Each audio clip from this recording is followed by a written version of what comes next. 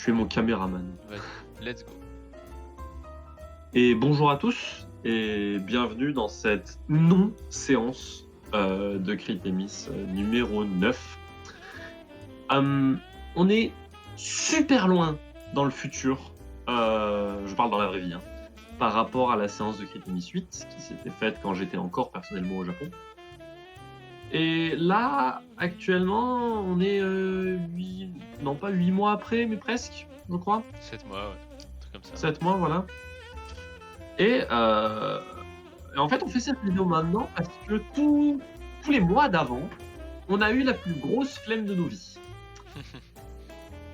AKA, on avait tourné la séance, on avait joué la séance, tout s'était super bien passé, tout le monde avait adoré, parce que c'est ça mon job. Je plaisante, je suis pas vénère à ce point. Mais on avait la flemme de tourner cette vidéo à moitié d'excuses, à moitié de résumé, que vous sachiez ce qui s'est passé entre la séance 8 et la séance 10. Ça paraît être la moindre des choses. Voilà. Donc déjà désolé, voilà, on est... Voilà. Après, Oui, bah la désolé, séance, mais d'un point de vue plus, tout simplement plus technique, Twitch supprime les VOD et il y a eu un problème d'enregistrement, je sais même plus qui l'a fait entre moi. Ça s'est perdu. Peu importe, ça s'est perdu, il a fallu que ça arrive pour une et voilà, et donc désolé. Il fallait.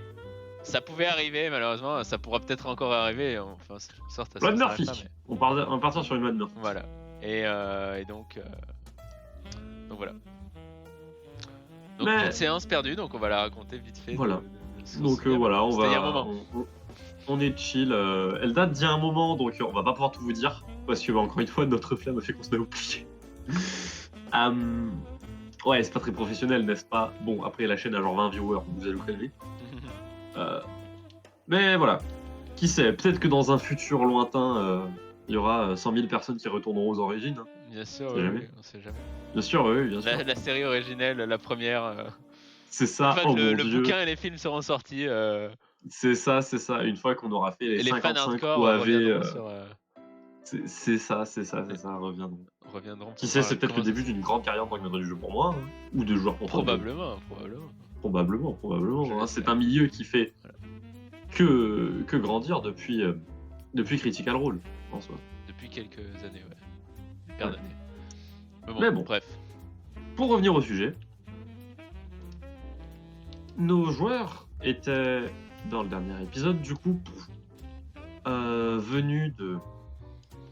Ils venaient d'avoir tué un sanglier géant qui était pas une vermine, mais un nuisible pour la population vivant sous les branches de larves, L'ARV, pas la larve qui est le nom de l'Yggdrasil, le nom de l'espèce, sous lesquels vivent les elfes dans le monde de Critémis.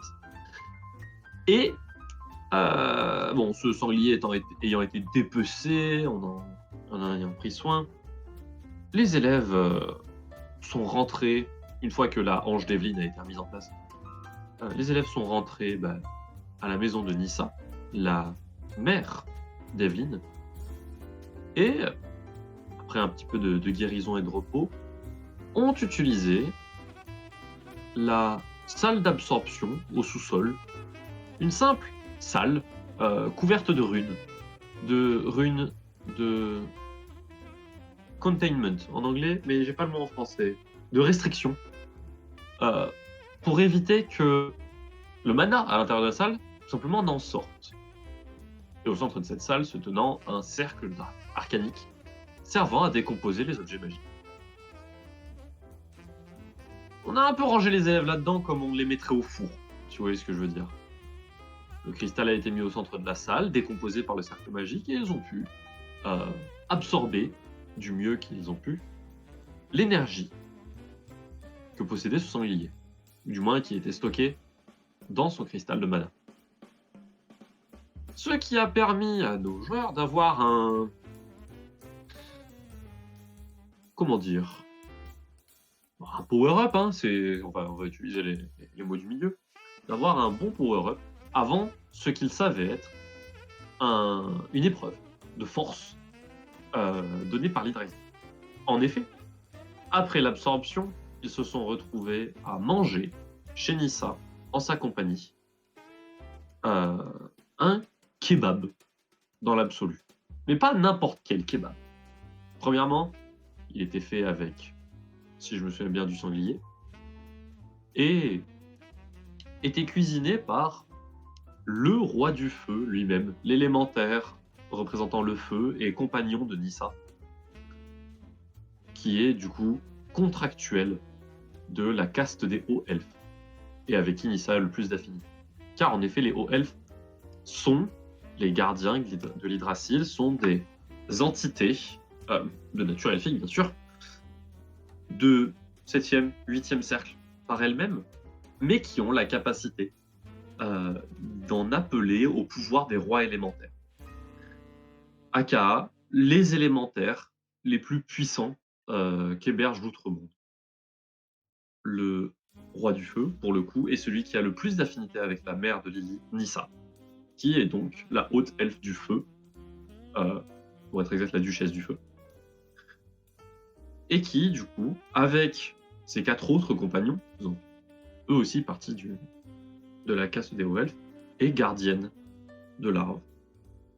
C'est d'ailleurs aussi la raison pour laquelle Nissa a dû abandonner, malheureusement, Evelyn quand elle était jeune, car le devoir l'appelait, tout simplement, et que emmener une demi-haute elfe, c'était l'équivalent d'emmener une bâtarde de sang royal dans la société de cour. C'est quelque chose qu'elle a voulu épargner à sa fille, la laissant donc seule avec son.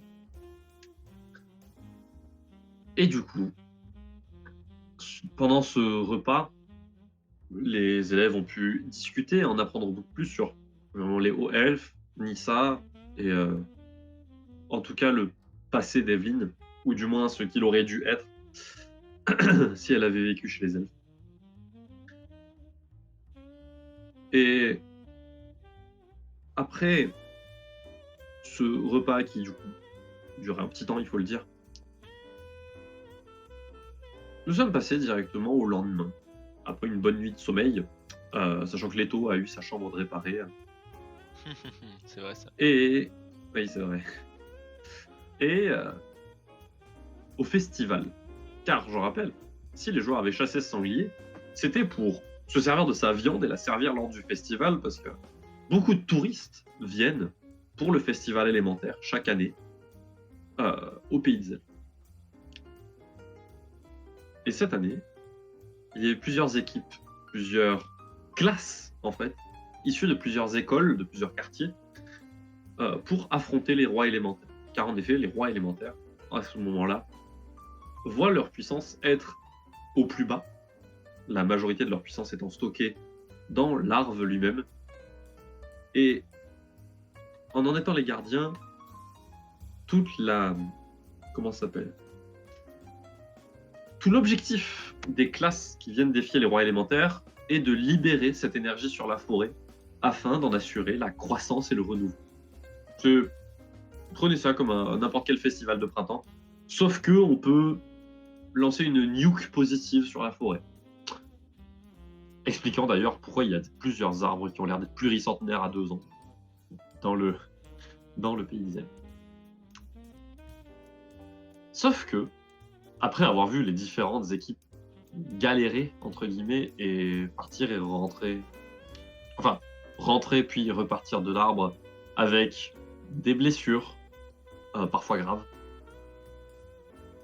nos élèves ont finalement choisi de rentrer dans ce festival et d'aller eux aussi défier le champion élémentaire, ainsi que leur avait demandé Warren, car c'était au départ l'objectif de cette classe verte. Oui, c'était. C'est vrai que. C'était tout l'objectif. On devait s'entraîner pour. C'était un entraînement, classe verte d'entraînement, effectivement. Et de mémoire, c'était. Il y avait 4. Enfin, c'était quelque chose de très encadré quand même, dans le sens où même si c'est des êtres super forts, ça reste. Ils sont gentils. Ils sont gentils. ça reste. Ils sont pas là pour tuer les, pour tuer Non, les élèves. Et même si c'était un Salta, effectivement, on se disait c'est un combat rude. Et je crois qu'il y avait c'est 4 ça. élémentaires, donc c'est ça, et on devait avoir Mm, au sort un des 4. c'est ça. Voilà. Donc c'est comme ça qu'on Et est vous rentré savez, voilà. vers le. Vous êtes rentré, vous êtes approché de Larve. Mhm. Sauf qu'au moment où vous en êtes approché, Larve a senti deux choses.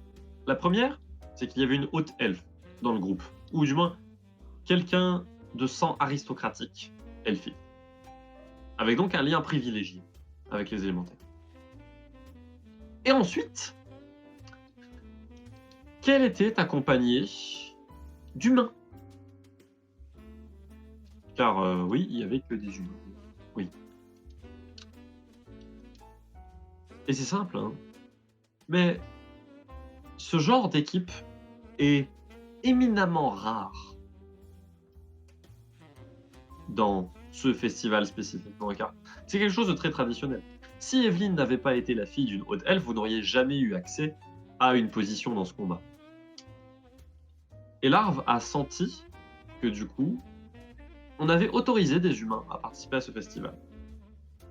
Et il faut savoir que les elfes, malgré toutes leurs qualités, hein, leur bonne vue, leur physique attirant, leur agilité naturelle, les elfes ont pas mal de défauts, certains culturels. L'acceptation d'autres races se passe très bien, du moins tant qu'elle n'atteint pas tout ce qui est profondément traditionnel. Les elfes mettent du temps à changer, les elfes mettent du temps à évoluer, et sont souvent pris de court par les évolutions du monde. Ainsi, quand Harv a vu que des humains prenaient part à ce festival, il a pensé que la caste elfique avait enfin pris la décision de s'ouvrir aux autres. Et qui plus est, au point de rendre, comment dire, accessible le rituel à des humains. Et ça a eu deux conséquences. La première conséquence, ça a eu que Harv soit très content. La deuxième, celle qui a été moins appréciée des joueurs, ça a été que Harv, devant cette évolution, a décidé de libérer deux nouveaux élémentaires. Ainsi donc, deux rois élémentaires, le roi de la lumière et le roi de l'ombre, se sont retrouvés à devoir affronter nos élèves, qui étaient persuadés qu'ils affronteraient au sort le roi de la terre, de l'air, de l'eau ou du feu. Et autant dire qu'ils n'ont pas forcément aimé la surprise. Surtout que, comme je l'ai dit, ils ont dû affronter les deux rois d'un coup. Le roi de l'ombre étant toujours dans l'ombre portée par les joueurs, issus du roi de la lumière de l'autre côté de la salle.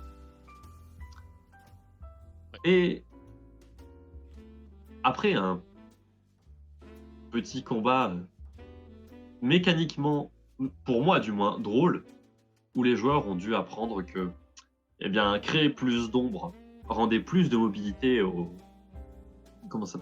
roi de l'ombre, mais éteindre la lumière lui en donnerait encore plus. Ouais. Il s'est passé pas mal d'actions. On a essayé d'hypnotiser le roi de la lumière, enfin du moins d'en prendre un contrôle mental. On a eu Leto qui a fini dans le monde des ombres. Oui, on a Leto qui a fait un séjour dans sa propre ombre. Sa propre ombre. Et qui du coup a, l'espace d'un instant, vu l'abysse. Plus rigolo. On a quoi d'autre? Evelyne et Daniel qui ont fait un sort combiné pour essayer de. Oui, on a eu la créature sur le roi de la lumière. Ah non, ouais. Si, c'était ça, oui. Si, c'était sur le roi de la lumière parce que le roi de l'ombre, il savait que s'il l'éclairait, il était plus en fait. Oui. Oui, il y a eu une sorte de manière de. On va combattre le feu par le feu, mais comme on a une lentille, ça va brûler plus fort. Voilà. Avec des. On va dire. Une efficacité. Notable. Étonnamment notable, mais pas non voilà. plus. Mais pas transcendante. Pas transcendante. Mais voilà. Ça finit avec une ou deux sorcelleries, je crois, au final. Oui, bah je vous ai poussé dans vos retranchements, tout simplement. Voilà. Et Sauf que pendant ce temps... non, j'allais dire, et c'est comme ça qu'on a réussi quand même à finir à bout des deux élémentaires. C'est vrai. Malgré tout, on a réussi à venir à bout des élémentaires. Vous êtes venu à bout d'eux. Sauf que... non pas sans vous épuiser. Oui. Sauf que pendant que les élèves se battaient pour leur vie à l'intérieur de l'arbre, Warren, à l'extérieur, a senti que quelque chose allait mal, tout simplement parce que les présences des élèves et des élémentaires se faisaient sentir à l'intérieur de l'arbre. Et quand il a senti la présence de 2 élémentaires, ainsi que le fait que l'arbre agisse bizarrement, il a décidé d'intervenir. Parce qu'après tout, la première fois que ses élèves se sont retrouvés en danger, Warren n'était pas là. Et ils ont failli mourir des mains d'un troll.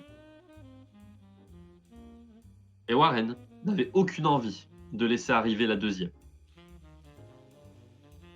Ainsi donc, appelant différents de ses contacts qui passaient au festival, Warren a réussi de force à assembler une équipe de 5 ou 6 personnes, gardiens et ex-gardiens, aka d'anciens professeurs ou d'anciens membres de la tour, qui font partie maintenant d'un ordre, appelé l'Ordre des Gardiens, qui a pour but d'enseigner et de démocratiser la magie auprès des gens de l'outre-monde et d'ailleurs. 5 de ces gardiens se sont donc élevés dans le ciel, ont réveillé leur pouvoir de mage les plus puissants en créant un cercle arcanique afin de tout simplement percer l'écorce de l'arbre et arriver jusqu'à son cœur pour y envoyer un mage afin qu'il sauve les enfants. Donc vous imaginez bien que percer un trou gros comme la taille d'une personne dans un arbre qui est à la fois le dieu et le logement de la population locale, c'est pas forcément bien vu. Mais, faisant fi de toute pression politique et géopolitique, Warren a juste décidé de nuke l'arbre. Voilà. En effet, comme d'habitude. Bas les couilles. Et du coup, ce qui s'est passé, c'est que, au moment même où les élèves finissaient de défaire le dernier élémentaire, un trou s'est fait dans la paroi. Et Warren, ainsi que certains de ses amis, sont descendus afin de soigner et d'essayer de ramasser les élèves pour les sortir de là. Ce qui a en soi marché, très bien marché. Quand les mages de 8e cercle se donnent la peine, tout va bien. Sauf que, à leur sortie, nos élèves se sont retrouvés bouche bée quand le conseil des hauts elfes eux-mêmes, sans ni ça, néanmoins, s'est présenté devant Evelyne. En effet, Arve, ayant détecté le sang aux elfes de Evelyne, et étant donné son affinité à la lumière, et le fait que de nouveau, roi élémentaire avait été libéré, Evelyne était toute indiquée pour devenir la prochaine haute elfe de la lumière. Sauf que ce n'était ni la volonté de Nissa, ni la volonté de Warren, ni même la volonté d'Evelyne et de ses amis. Warren a donc fait patienter le conseil, le temps de parler à ses élèves, et leur a posé un ultimatum. En effet, Warren a beau faire fi de chaque, conséquence géopolitique de ses actes, pour le coup, c'était Evelyne qui devait répondre de cela. Et Evelyne n'était pas en statut de refuser. Pour pallier à ça, Warren a proposé une chose. Il leur a dit « Je peux nous sortir de cette situation.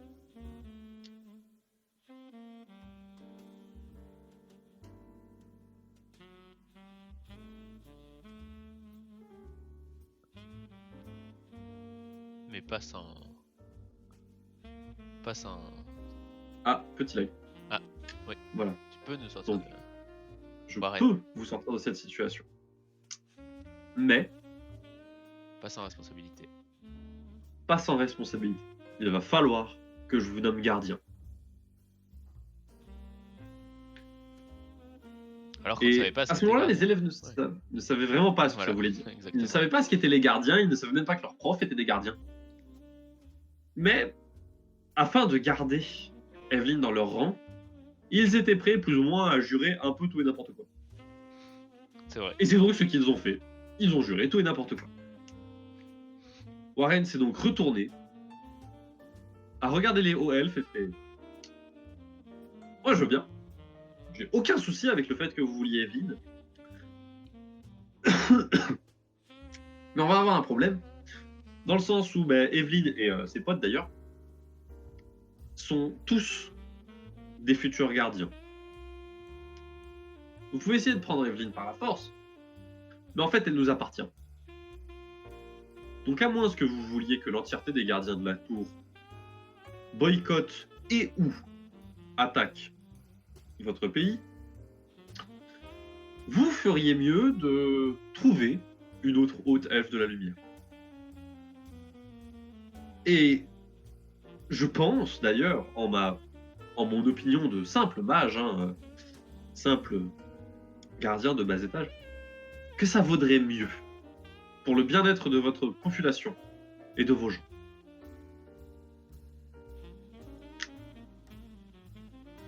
Le conseil des hauts elfes, prenant peur face à la menace diplomatique qu'était devenue Warren, a décidé de se retirer afin d'en débattre plus longuement.